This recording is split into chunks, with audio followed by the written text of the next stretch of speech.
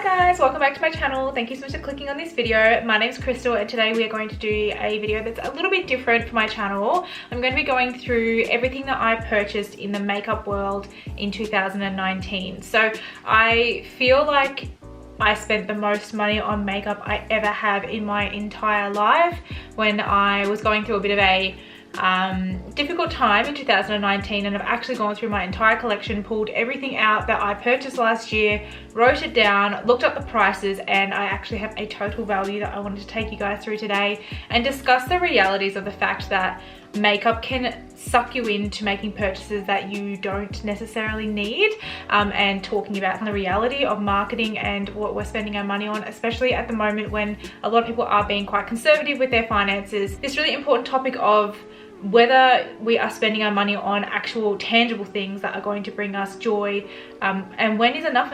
So before we get into the video, do not forget to subscribe to my channel. I do a lot of beauty and makeup content over here, and I'm currently starting to step into the minimalist world. And also don't forget to go and check me out on Instagram as well. I will have my handles on the screen for you guys to go and check me out over there. And without further ado, let's get straight into the video. So I have everything on my phone. I'm going to go through this with you guys today. I actually was debating whether or not to film this video because it's actually kind of embarrassing, the actual total amount that I spent on makeup last year. I still have a lot of the products here right now, and I have written down that the amount that I'm going to tell you guys is to the best of my knowledge. I haven't gone through all the receipts on my bank account and stuff like that from last year because it doesn't actually go back that far. So yeah, it's a lot of money. Like, I looked at the total of this and I could go and buy myself a luxury handbag and still have quite a bit of money left over to go and have fun, or I could invest this money which could have a return, or I could, I don't know, put this money into a housing deposit or something like that. Like, obviously I haven't spent like the entire amount of a housing deposit, but it could be a hefty amount to contribute. And I'm now starting to look at money differently. My relationship with money has changed. I see money as it's something that's paid to you for your time. So basically it's an exchange of time for money to spend on things. But yeah, I knew that I was going through a bit of a phase where I'd spent a lot of money on makeup just to kind of try and get over some emotional anxiety and stress that I was going through at that point in time. I just quit my job, like a whole heap of stuff happened. I might get into it in a story time video with you guys one day if that's something that you're keen to see. But honestly, I'm going to stop rambling and we're going to get into some figures. So I've broken it down through brands. So the first brand that I want to talk about is Charlotte Tilbury. So I purchased quite a few items from that particular brand. I purchased the Film Star Bronze and Glow, which was $97. The Glowgasm Face Palette, which was $102. I bought 3 lipsticks at $49 a piece, which was $147. I purchased the Pillow Talk Lip Liner at $35, and then I purchased the Hollywood Flawless Filter at $65, which brought that particular brand's contribution from my bank account to $446. Now, I purchased that when I was in England. I kind of saw it as, if I don't buy this now, this is going to be really, really hard to get, and I wanted more. I thought that I hadn't got enough stuff, but in saying that, some of the products are so beautiful from Charlotte Tilbury. Like, you really are paying for a luxury experience. This is the Hollywood Flawless Filter. Like, it's all rubbed off the packaging, but like the rose gold, the glass, like see, I'm justifying why I've spent so much money on a product. That's my problem. I feel like a lot of us just justify ridiculous amounts of money. So if I think about that, so each week I put $750, sorry, each pay cycle, not each week, each pay cycle I put $750 away just to cover myself for my bills. That was $446. That's a large component of what I would normally spend on my bills. So when you put it like that, you just start to think about what else you could have spent your money on. So yeah. So the next brand is Huda Beauty. I did some damage here, that's for sure. You guys know that Huda Beauty is one of my favorite brands, so she had a bit of a moment. So I bought the Mercury Retrograde palette for $115, the new nude palette for $99, which I actually have right here. I bought the Power Bullet lipsticks. I bought 2 of them at $38 a piece, which came to $76. I bought the Easy Bake Loose Powder, which was $55.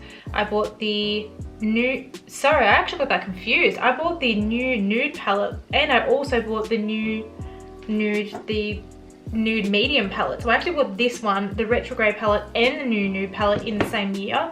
I bought the Tantour cream, which was $41. I bought 2 of the matte and metal eyeshadow liquid eye things that you can get. I'm sure you guys know what I'm talking about. For the 2 of those cream liquid eyeshadow things was $78. So the total for that category came to $516 to Huda Beauty. So the next product category is Anastasia Beverly Hills. I bought I bought so many palettes last year. This is absurd. I bought the Soft Glam palette for $76, the Sultry palette for $84. I bought the Luminous foundation for $71, the liquid highlighter in the shade Perla for $46, the Dip Brow pomade for $33. I bought 3 loose pigments from the summer collection. I can actually show you. These were limited edition. They're these little pigments. You can't get them anymore. I love them, but I bought 3. They were $41 each, so that was $123, and I bought a lipstick from her, which was $33, and then I also bought 2 of her loose highlighters. They were like a huge thing last year for $74, so I spent $540 on Anastasia Beverly Hills. So ka-ching ka-ching, there goes some coin. The next category is Fenty Beauty. I bought the Pro Filter foundation for $52, the Pro Filter primer for $46, the Fly Liner for $33, the Pro Filter concealer for $38, the Pro Filter retouch powder ×2 in the shade Butter and Lavender. They were $44 each, so I spent $88 on powder.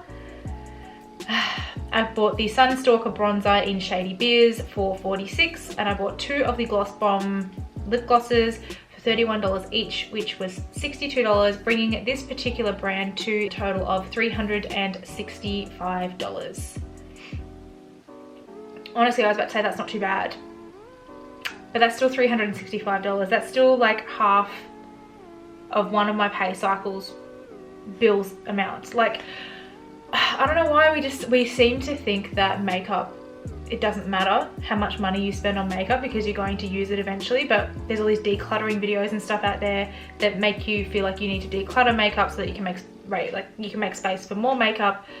But the reality is that's just money you're chucking straight out in the bin.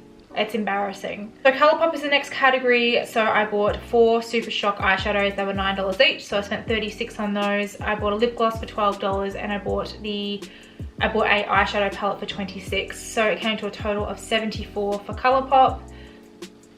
It's okay, I suppose. From Stila, I got the Stay All Day liquid lipstick in the shade Caramello for $34. The Magnificent Metal liquid eye creams, got 2 of those for $74, and I also got the Heaven Hue highlighter in the shade Kitten for $49. So I spent $157 on Stila. And then next is NARS. So I bought the Soft Matte Complete Concealer for $46. I bought the Audacious lipsticks. I actually got 2 of those. I got Barbara and I got Dale, and they were $90. So for NARS, I surprisingly only spent $240. I thought I actually spent more than that, but it turns out I must have only bought like singular items from NARS last year that, okay, because I love their foundation, and their foundation is quite expensive. So I mustn't have bought a repurchase of that foundation last year. Must have already had it. So then I bought some stuff from Kylie Cosmetics. So I bought the Diva High Gloss for $19, the Bare Liquid Lip Kit, the Velvet Liquid Lip Kit, that was $32. I bought the Brow Duo for $28. I bought the Facial Spray for $28, and I bought the Ultra Glow Loose Highlighter for $16.50, which brought it to a total of $123.50 for Kylie Cosmetics. And I don't even like Kylie Cosmetics. I actually don't know why I made that much of a purchase from Kylie Cosmetics, because I just really don't like her products, and it seems like I haven't learnt my lesson. Hopefully I will have now. So next is Inglot. I actually really love Inglot as a brand. I don't think people talk about them enough on YouTube. Their quality is amazing, and they've just released a collection with Maura Higgins, who's from Love Island 2018, I think. I can't remember. It all becomes a blur to me. But yeah, she was really entertaining. Loved her. She's an Irish influencer now. Yeah, so she's just got a new collection out with Inglot, and I really think it's an underrated brand. So I had purchased 2 face and body shimmer pots, so they were $64 each. I bought a Body Sparkle pigment, which is stunning, for $31. I bought a Freedom System palette for $20, and then I bought 10 shadows to go into that Freedom System for $120. So it came to a total of $235 for Inglot. And then I bought some stuff from Makeup Revolution when I was in England as well. So I bought a loose baking powder for $10. I bought a Conceal and Define concealer for $8. The Soap X Extra Spice palette for $25, and a highlighter. I actually bought 3 highlighters for $10, so I ended up spending $73 on Makeup Revolution. Honestly, Makeup Revolution, I don't think that's too bad. Less than $100, and I got quite a few products, and also they're really, really good quality, so I actually don't think that's too bad. Out of all this, that's probably the only one that I can say is not too bad. So the next makeup brand is Hourglass. I bought a lip gloss from them for $44, and I bought a translucent powder for $70, so I spent $114 on that brand. For Too Faced, I bought the Damn Girl mascara for $37, and I bought the Born This Way concealer for $44, bringing the total to $81 for Too Faced. Oh, gosh, how much more? There's so much. So for Laura Mercier, I bought a loose translucent powder for $60. I bought the Flawless foundation for $73, which brought me to a total of $133 for that particular category. I hadn't bought the matte version. At the time, I'd only bought the luminous version, and then it was this year that I managed to get my hands on the matte version in the shade Cashew, which I rave about all the time on my channel. So that didn't actually make it into my category for last year. From Urban Decay, I purchased the De-Slick Travel Setting Spray for $24. I also bought the All Nighter Setting Spray for $50, the Stay Naked Foundation for $60, and a Heavy Metal Eyeliner in, I don't know what shade, but I bought that for $35, bringing the total for Urban Decay to $169. And then Benefit Cosmetics, I bought the Jumbo Hoola for $104, the Cheerleader Mini Bronze Squad palette thing, I bought that for $80, bringing the cost of Benefit to $184. Tarte, I bought 2 Tarte Shape Tapes for $40 a piece, that was $80, and then a Fake Awake eyeliner for $32, so that brought this category to $112 for Tarte as a collective. And then for Becca Cosmetics, I also purchased the Under Eye Corrector for $48 and the Opal Highlighter for $57, bringing the total to $105 for Becca. So I actually went through and pulled apart singular brands and items that I bought singularly, and then I also put my vanity in. So this vanity that you guys see me filming in front of all the time, these lights are a part of a big mirror that's right here. I can show you guys. So it's just there. So the lights, the desk, and then I also have 2 IKEA drawers. It's like that old setup that people used to always have on YouTube that have for the vanities. I've got that set up. I haven't changed it because it works for me, but I did buy it all last year. So that's also in this total as well, which I will go through. But the singular brands, what I purchased was Iconic London Setting Spray, it was $50, the Pretty Vulgar Setting Spray for $46, the Ole Henriksen Primer for $49, the Dior Backstage Foundation for $70, the Tatcha Silk Canvas Primer for $80, the Glow Recipe Setting Spray for $43, the Morphe Setting Spray for $23, I actually got 2 of those. I got the Mecca Gloss Bomb in Nude for $18. I also got the Makeup Forever Velvet Powder for $67, the Maybelline Lash Sensational for $12, Kiko Milano Eyeshadow for $12, the Chanel Soleil Tan de Chanel for $78. I bought 8 pairs of Socialized lashes for $63.60. I bought the Duo Lash Glue for $10, 2 NYX lip liners for $18, and the Jeffree Star Concealer for $32, which brings all of my singular items that I purchased to $608. Then there's my vanity. So I decided that I needed a space to hold all of my amazing new makeup. So I spent $500 on the Atoll Collective Slimline Vanity light mirror, which is what you guys see. It gives off a lot of light, and I can see like everything in this mirror just here, which you guys can see in the frame. I love it.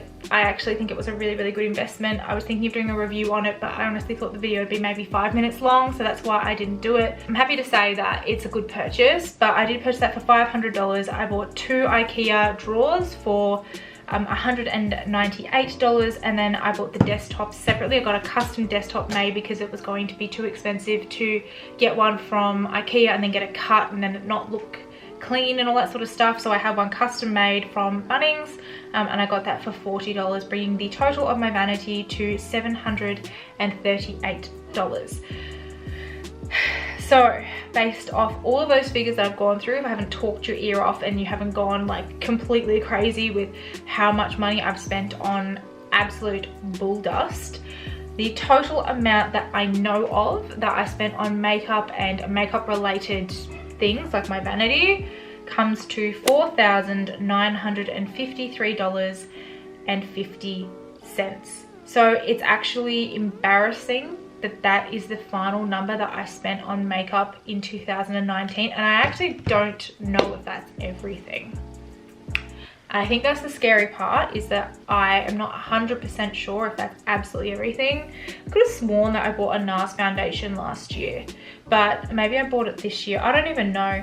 I just know that I was going through some really tough times in 2019. I made some huge life decisions. It was one of the best years of my life.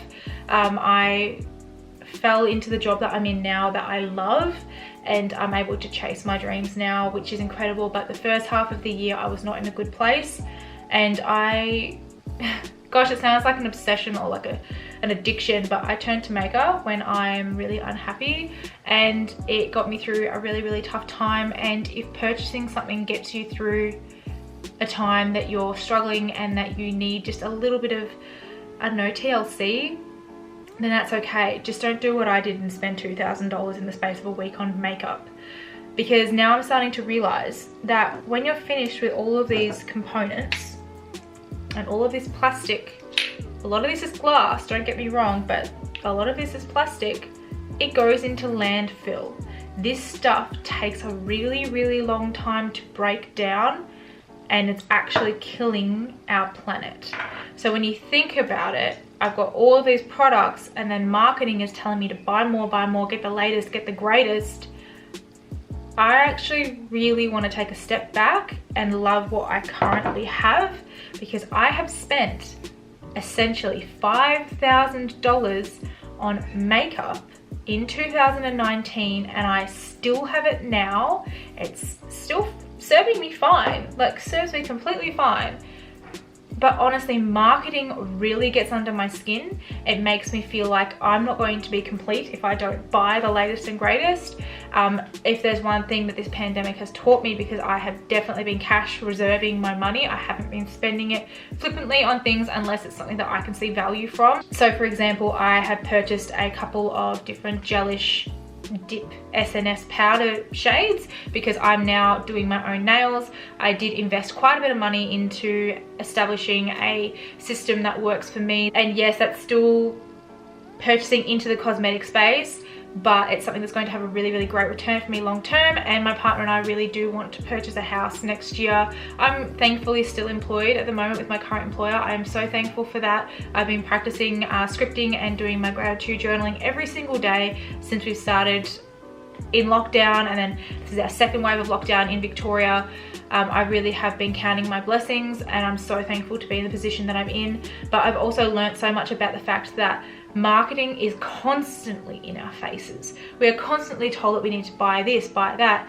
This person's wearing this handbag, so you need that handbag, or you need these clothes, or there's a sale on, oh my god, mid-year sale, Black Friday sale, Mother's Day sale, Father's Day sale. Like, there's just a reason for a sale all the time, and then you kind of go into a panic frenzy and go, oh, it's on sale, I better buy it.